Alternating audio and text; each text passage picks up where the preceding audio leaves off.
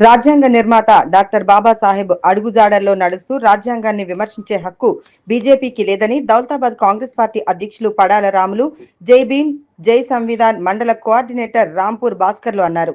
సిద్దిపేట జిల్లా దౌలతాబాద్ మండలం కొనాయపల్లి, గోవిందాపూర్, గువ్వలేగి, ఉప్పరిపల్లి గ్రామాలలో జై బాపు, జై భీమ్, జై సంవిధాన్ కార్యక్రమాన్ని చేపట్టారు. ముందుగా అంబేద్కర్ విగ్రహానికి పూలమాలలు వేసి పాదయాత్ర చేపట్టారు. రాజ్యాంగ స్ఫూర్తిని దెబ్బతీస్తూ ప్రజాస్వామ్య విలువలను కాలరాస్తూ రాజకీయ మనుగడ కోసం విద్వేషాలను రెచ్చగొడుతున్న వారిని ఉపేక్షించేది లేదని అన్నారు.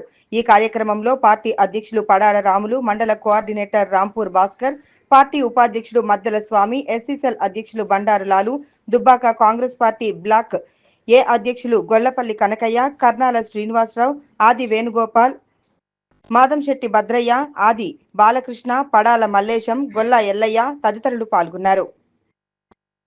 జై బాపు, జై భీమ్, జై సంవిధాన్ ప్రోగ్రాము అటెండ్ అయిన అందరికీ పేరు పేరున కాంగ్రెస్ కార్యకర్తలకు, మహిళా సోదరుమణులకు, ప్రెస్ సోదరులకు అందరికీ పేరు పేరున ధన్యవాదాలు తెలియజేసుకుంటున్నాం. ఈ ప్రోగ్రాం ఏర్పాటు చేయడం చాలా సంతోషకరం.